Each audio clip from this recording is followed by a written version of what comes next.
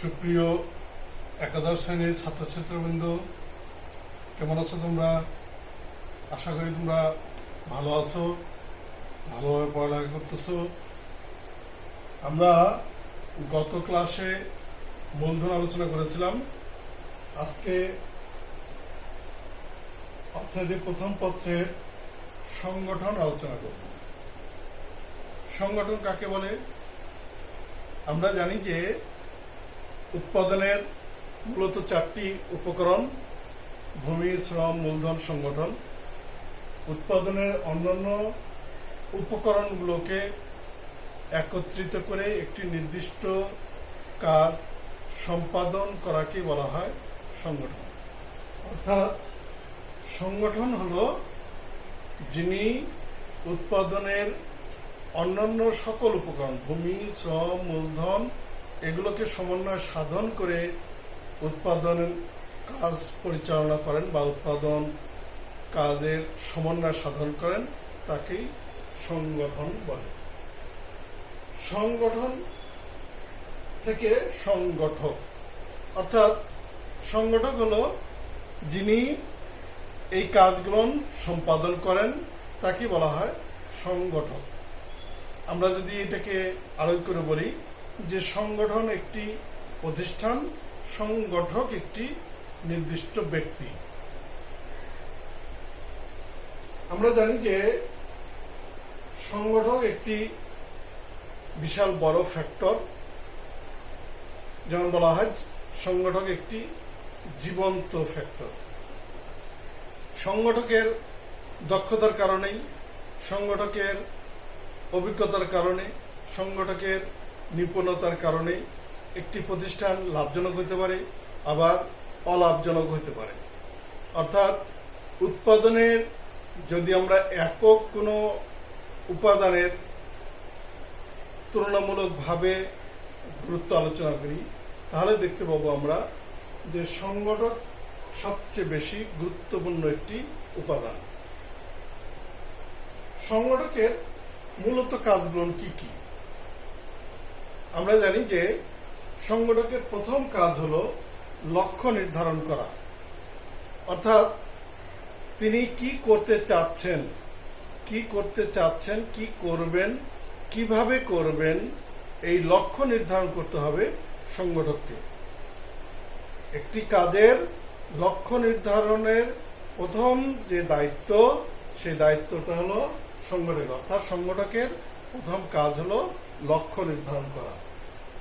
2 নম্বর, শুধু লক্ষ্য নির্ধারণ করলে হবে না, এই লক্ষ্য নির্ধারণের এটাকে বাস্তবায়ন করার জন্য পরিকল্পনা প্রণয়ন করতে হবে। সে কি উৎপাদন করবে, কতটুকু উৎপাদন করবে, এই সমস্ত যে পরিকল্পনা, কোথায় রপ্তানি করবে, কোথায় বাজারজাতকরণ করবে, কার নিকট রপ্তানি করবে, কোন দেশ থেকে কি কাঁচামাল আমদানি করবে, এই সকল পরিকল্পনা, এই পরিকল্পনা প্রণয়নের দায়িত্ব হলো সংগঠকের। অর্থাৎ সংগঠকের অন্যতম একটি কাজ হলো পরিকল্পনা প্রণয়ন। 3 নম্বর তার কাজ উপকরণ সংগ্রহ ও সমন্বয় সাধন। অর্থাৎ আমরা জানি যে উৎপাদন করতে চাইলে উপকরণ প্রয়োজন। উপকরণ যদি ভালো হয় তাহলে উৎপাদন ভালো হবে।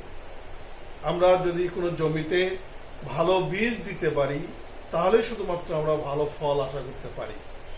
তাহলে ভালো বীজটা আমাদের উপকরণ।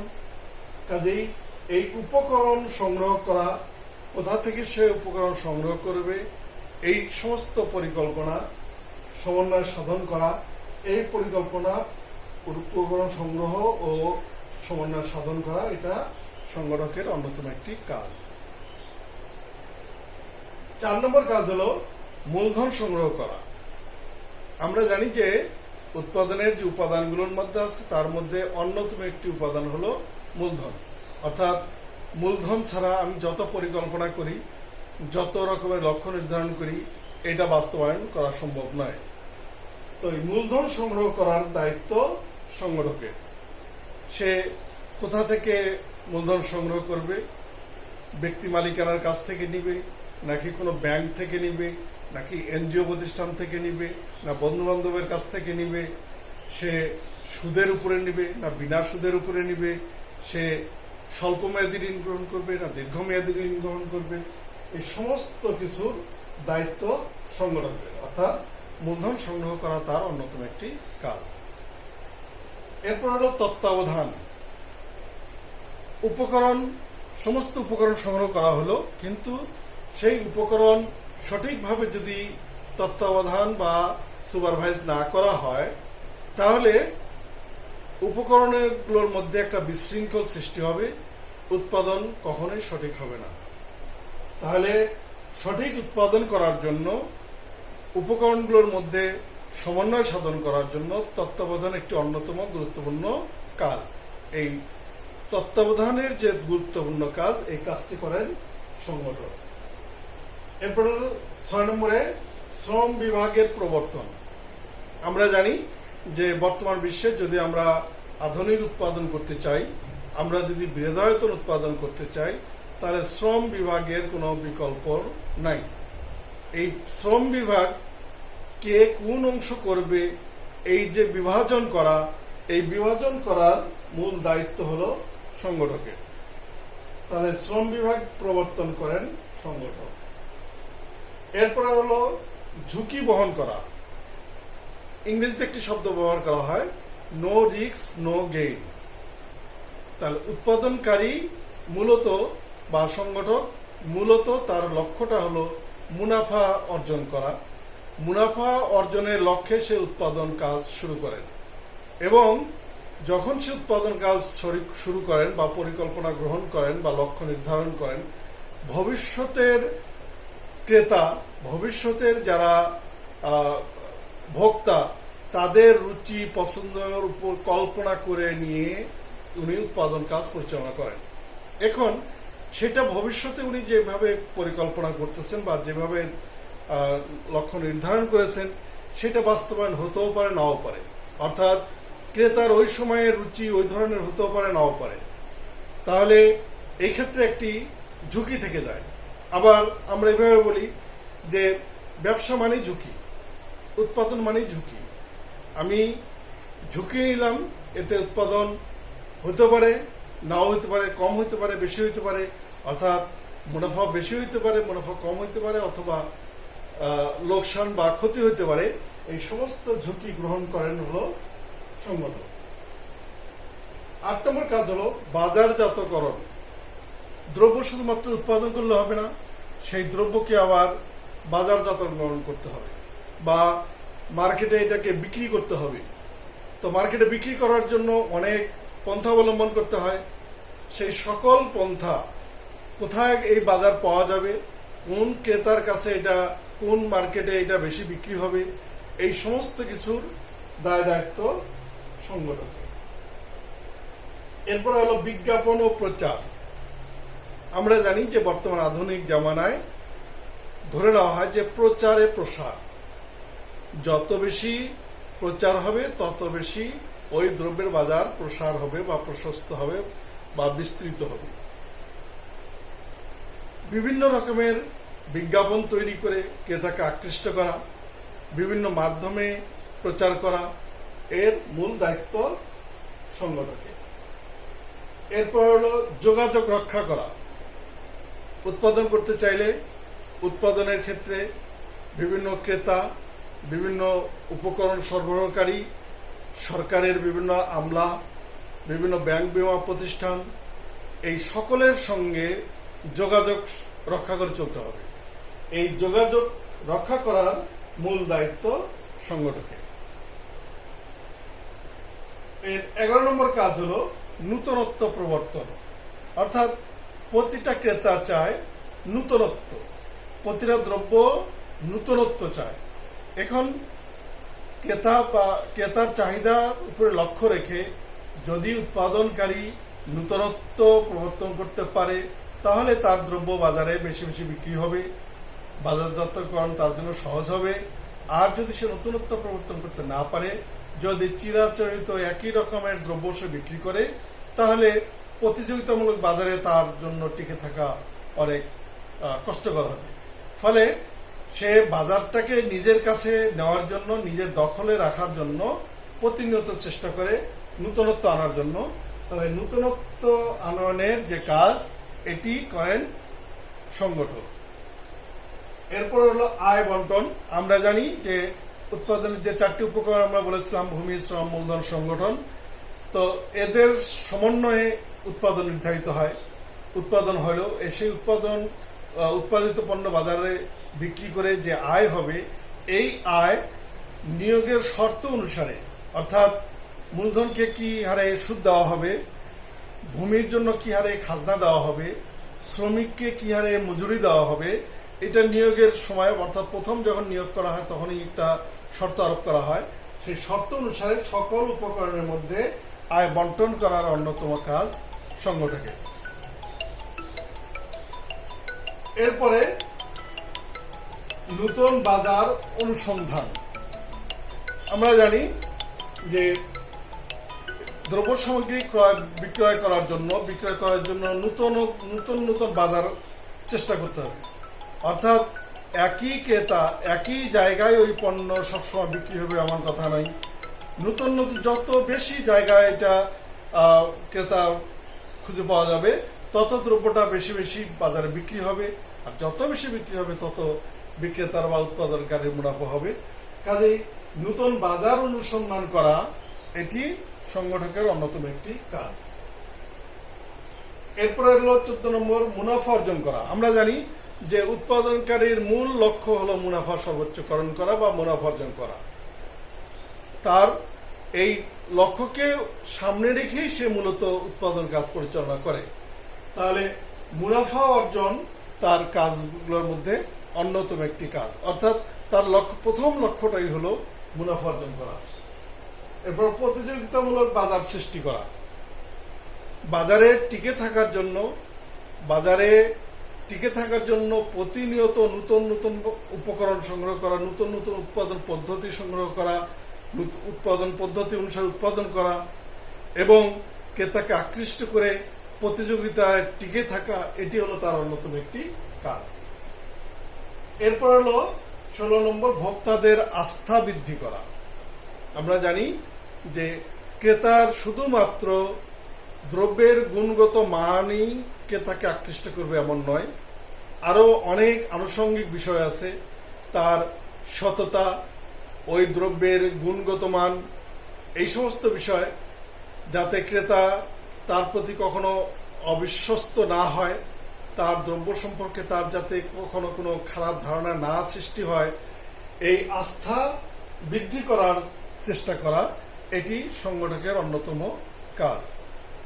তাহলে আমরা এতক্ষণ সংগঠকের যে সমস্ত কার্যাবলী আলোচনা করলাম, এই কার্যাবলী আলোচনার প্রেক্ষিতে আমরা একজন দক্ষ সংগঠকের, অর্থাৎ যিনি উৎপাদনের সফলতা পাবেন বা ব্যবসায় সফলতা পাবেন, এই সফলতা পাওয়ার জন্য একজন উৎপাদকের কিছু বিশেষ বৈশিষ্ট্য দরকার, যে বৈশিষ্ট্যগুলোর কারণেই তিনি একজন দক্ষ সংগঠক হিসেবে প্রতিষ্ঠিত হবেন।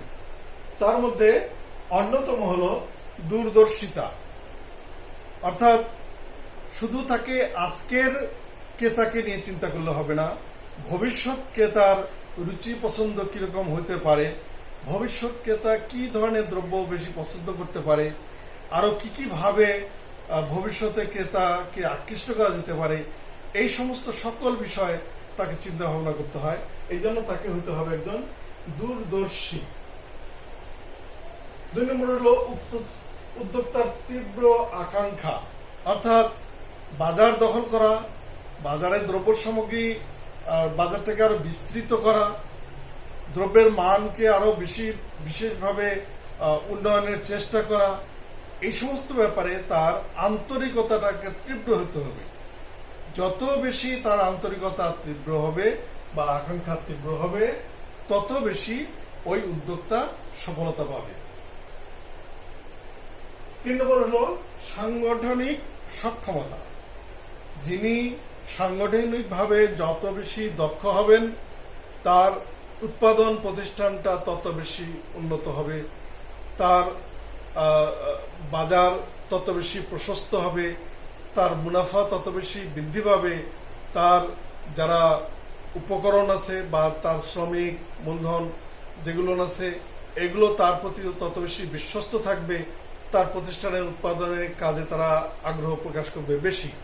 ফলে সাংগঠনিক সক্ষমতা তাকে থাকতে হবে। 4 নম্বর হলো বুদ্ধিমত্তা, তাকে প্রখর বুদ্ধিমান হতে হবে। প্রতিটা ক্ষেত্রে অতি দ্রুত সিদ্ধান্ত গ্রহণের তার ক্ষমতা থাকতে হবে। তাৎক্ষণিক যে সমস্ত সমস্যা, এই সমস্ত সমস্যা তাকে সমাধানের চিন্তা করতে হবে, চেষ্টা করতে হবে।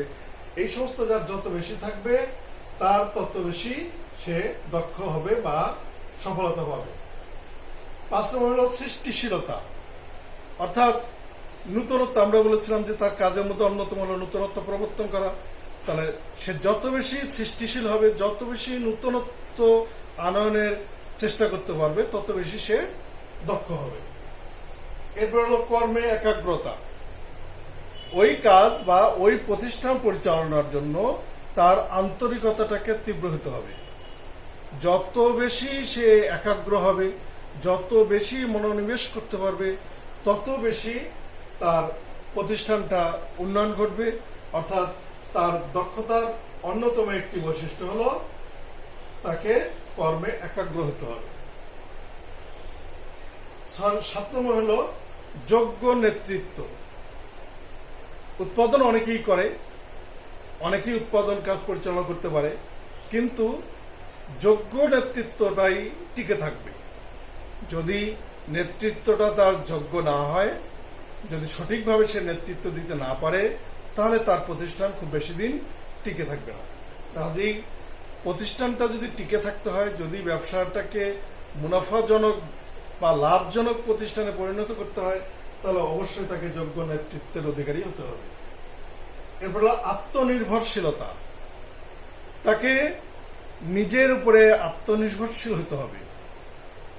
সে যদি অন্যের দেখা দেখি, অন্যের উপরে নির্ভরশীল হয়ে চলে, তাহলে তার প্রতিষ্ঠান খুব বেশি দিন দীর্ঘস্থায়ী হবে না। কাজে দীর্ঘস্থায়ী হতে হলে তাকে আত্মনির্ভরশীল হতে হবে। এরপরে হলো ঝুঁকি গ্রহণের মানসিকতা। আমরা জানি, আমরা বলেছিলাম যে তার কার্যাবলীর মধ্যে যে অন্যতম একটি কাজ হলো ঝুঁকি গ্রহণ করা। তাহলে ঝুঁকি গ্রহণ মানসিকতা, যে যত বেশি ঝুঁকি নিবে, যে যত বেশি ঝুঁকি গ্রহণ করতে পারবে, তার তত বেশি মুনাফা হওয়ার সম্ভাবনা থাকবে, তার প্রতিষ্ঠান তত বেশি লাভজনক হওয়ার সম্ভাবনা থাকবে, তার প্রতিষ্ঠান তত বেশি প্রশস্ত বা বিস্তার লাভ করার সম্ভাবনা থাকবে। অর্থাৎ ঝুঁকি যদি সে গ্রহণ করতে না চায়, তাহলে তার প্রতিষ্ঠানটা কখনোই লাভজনক প্রতিষ্ঠানে বা বিস্তার লাভ করবে না। কারণ আমরা জানি যে ভবিষ্যতে কি হবে আমি জানি না। এখন ভবিষ্যতে একটি কাজে লোকসানও হতে পারে। যদি এরকম সে মনে করে যে লোকসান হবে, আমি উৎপাদন কেন করব, তাহলে তার উৎপাদন চলবে না। তাহলে তাকে ঝুঁকি গ্রহণ করে উৎপাদনে যেতে পারে, হতে পারে তার ওই উদ্যোগ গ্রহণ করার কারণে, ওই ঝুঁকি গ্রহণ করার কারণে সে অনেক বেশি লাভবান হবে, তার সঙ্গে যারা সংশ্লিষ্ট সকলেই লাভবান হবে। কাজেই তাকে অবশ্যই ঝুঁকি গ্রহণের মানসিকতা সম্পন্ন হতে হবে। সুপ্রিয় শিক্ষার্থীবৃন্দ, আমরা এতক্ষণ একজন সংগঠকের কি কি কাজ সেগুলো আলোচনা করলাম। পাশাপাশি সংগঠকের যদি দক্ষ হতে হয় তার কি কি বৈশিষ্ট্য থাকা উচিত, এগুলো আমরা আলোচনা করলাম। যদি এই আলোচনার মধ্যে তোমাদের কারো কোনো সমস্যা থাকে, অবশ্যই তোমরা আমার সঙ্গে মোবাইল ফোনে যোগাযোগ করতে পারো। তোমরা আমার মোবাইল ফোন নাম্বার জানো, 01716228935।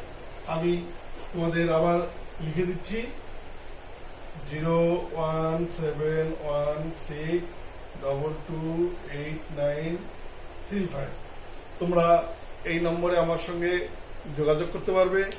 তোমরা ভালোভাবে পড়াশোনা করবে, সব সময় আমাদের সঙ্গে যোগাযোগ রাখবে, কখনো মানসিকভাবে ভেঙে পড়বে না। এই করোনার সময়ে সতর্কভাবে চলাফেরা করবে, পারতপক্ষে বাড়ির বাইরে বেশি যাবে না, সুস্থ থাকবে। তোমাদের সুস্থতা কামনা করে আজকের মধ্যে ক্লাসটি এখানেই শেষ করছি। আল্লাহ হাফেজ। আসসালামু আলাইকুম।